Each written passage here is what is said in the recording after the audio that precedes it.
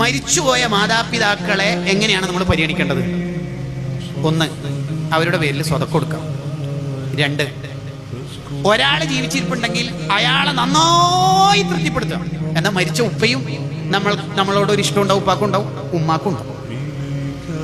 മൂന്ന്, ഒരെ ഖബർ സിയാറത്ത് ചെയ്യാം.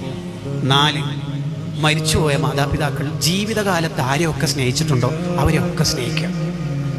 ഉപ്പാക്ക് ഭയങ്കര ഇഷ്ടമാണ് പള്ളിയിൽ ഉസ്താദിന്, അപ്പോൾ നമുക്ക് നല്ല ഇഷ്ടം ഉണ്ടാവും. റമദാനിൽ ആരെങ്കിലുമൊക്കെ വീട്ടിൻ്റെ വാതിൽക്കൽ വന്നാൽ 10 രൂപ വീതമാണ് ഉമ്മ കൊടുക്കൽ. പക്ഷേ ആ പെണ്ണുങ്ങൾ വന്നാൽ 100, 200 നമ്മുടെ അടുത്ത് നിന്ന് വാങ്ങിയിട്ട് ഉമ്മ കൊടുക്കാറുണ്ട്. അപ്പോൾ അവർ വന്നാൽ നമ്മൾ ആ പരിഗണന ഇന്നും കൊടുക്കുക.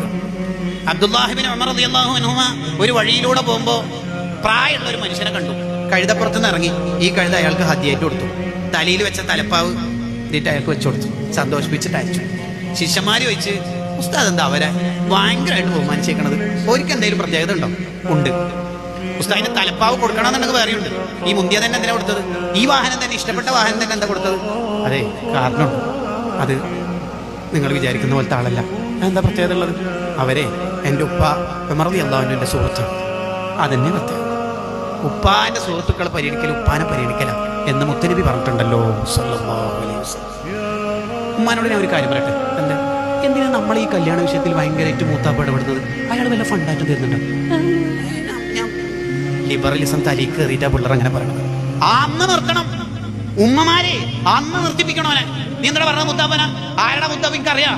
ഉപ്പ പണ്ട് 4 കൊല്ലം അസുഖമായിട്ട് കിടന്നപ്പോ നിങ്ങളല്ല പൊന്നു പോലെ നോക്കിയത് ആ മുത്താപ്പയാ. ഇന്ന് വയസ്സായിട്ട് കിടക്കുമ്പോ എനിക്ക് വിലയില്ലല്ലേ?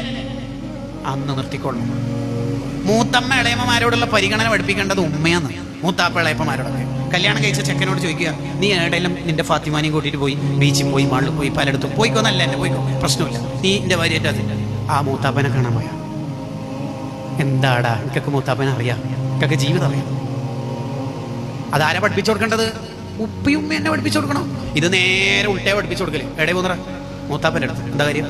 കല്യാണം കഴിച്ച് എവിടെ പോയിട്ടില്ലല്ലോ. പോകുന്നതെല്ലാം നല്ല തന്നെ അങ്ങനെ വലിയ കെട്ടൊന്നും വാങ്ങേണ്ട, കടയിലുള്ളതാണ്. ഒന്ന്. രണ്ട്, ഇനി കുറേ സമയം ആടെ ഇരിക്കാൻ നിൽക്കേണ്ട. മൂത്തമ്മ നല്ലോണം ഗീബത്തും മീമത്തും പറയുന്ന ആളാണ്. അതുകൊണ്ട് ഒന്നാട് ഒരു 5 മിനിറ്റ് തിരക്കുണ്ട് എന്നിട്ട് ഒറ്റ വരത്ത് വന്നോ. എന്താ കാരണം? സബബ് എന്താണ്? ഇല്ലത്തെന്താണ്? നല്ലോണം ഗീബത്ത് പറയുന്ന ആളാണ്. അപ്പോൾ ഇപ്പം ഈ ഉമ്മ മൂത്തമ്മനെ കുറിച്ച് എന്താ പറഞ്ഞു കൊടുത്തത്? ദലാൽ ഖൈറാത്ത, വിർദുൽ ലത്തീഫ എന്താ പറഞ്ഞു കൊടുത്തത്? പിന്നെ എങ്ങനെ ഈ കുട്ടി നന്നാവില്ല? ബഹുമാനിക്കപ്പെടേണ്ടവരോടുള്ള ബഹുമാനം പഠിപ്പിക്കാതെ കുട്ടികൾ നന്നാവോ?